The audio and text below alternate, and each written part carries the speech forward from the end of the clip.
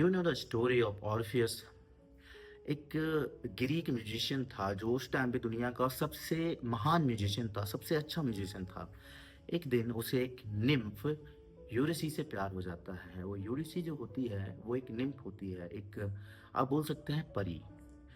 दोनों के बीच में एक बहुत ही प्योर तरीके का लव था। और एक दिन यूरिडी जब जंगल में घूम रही होती है तो ग्रास से एक सरपेंट उसे काट लेता है, एक सांप उसे काट लेता है। उसके कारण यूरिसी की मौत हो जाती है। अब ऑर्फियस ग्रीफ में चला जाता है, सैडनेस में चला जाता है। उसको गिल्ट होता है कि उसने यूरिडी को क्यों छोड़ दिया। लेकिन वो उसके जो लॉस है उसको रिकवर नहीं कर पाता, उसको भूल नहीं पाता। वो हमेशा ही एक सैडनेस में, ग्रीफ में रहता है। जब उसका लव ओवरकम कर लेता है उसके सेंसेस को, तो वो डिसाइड करता है कि वो हेल में जाएगा और यूरिशी को लेकर आएगा वापस। तो वो हेडीज की दुनिया में जाता है। वो हेडीज और उसकी जो वाइफ है उसके सामने शर्त रखता है कि आप मुझे मेरी यूरिशी लौटा दो और मैं जो चाहे वो करूँगा। वो लोग नहीं मानते, तो ये क्योंकि एक अच्छा म्यूजिशियन था तो ये उन्हें गाना सुनाता है।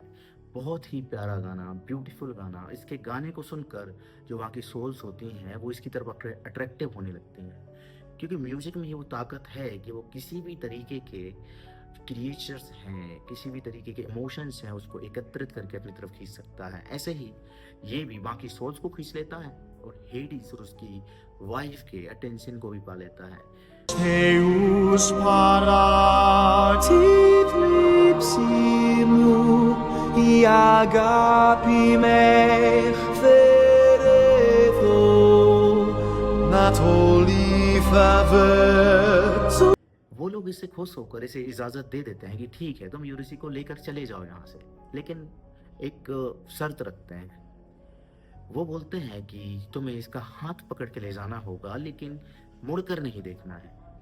अगर तुम मुड़कर देखोगे तो ये वापस हमेशा के लिए यहीं पर रह जाएगी, ये हमेशा के लिए नर्क में रह जाएगी।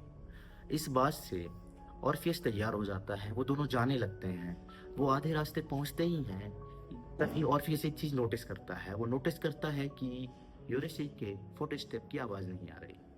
अब ये एक हैरान करने वाली चीज थी कि यूरिसी के पैरों की आवाज क्यों नहीं आ रही। तो ऑर्फियस मुड़ जाता है देखने के लिए क्या ये सही में आ रही है कि नहीं, या शायद हेडिस ने मुझे बेवकूफ बना दिया। तो यहाँ सवाल आता है, यूरिसी हमेशा के लिए हेडिस के पास चली जाती है। एंड में एक सवाल है, क्या आप अगर ऑर्फियस की जगह होते तो मुड़कर देखते? सब लोग बोलेंगे नहीं, अगर ऐसी शर्त रखी गई थी हम नहीं देखते। ऑर्फियस असल में डर के कारण नहीं मुड़ा था, वो मुड़ा था प्यार के कारण। ऑर्फियस की जगह अगर कोई और भी होता तो वो जरूर मुड़कर देखता कि यूरिसी पीछे है कि नहीं।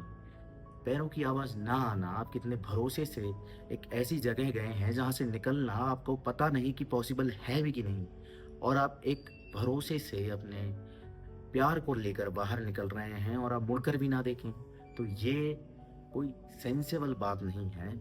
इसीलिए अभी भी बोला जाता है ऑर्फियस प्यार के कारण, ऑर्फियस डर के कारण नहीं मुड़ा था, वो मुड़ा था प्यार के कारण। वो मुड़ा था वो फीलिंग ऑफ बिलोंगिंगनेस के कारण। और यहाँ पर ऑर्फियस यूरिसी के यहाँ से चले जाने के कारण ऑर्फियस उस लॉस से रिकवर कर जाता है।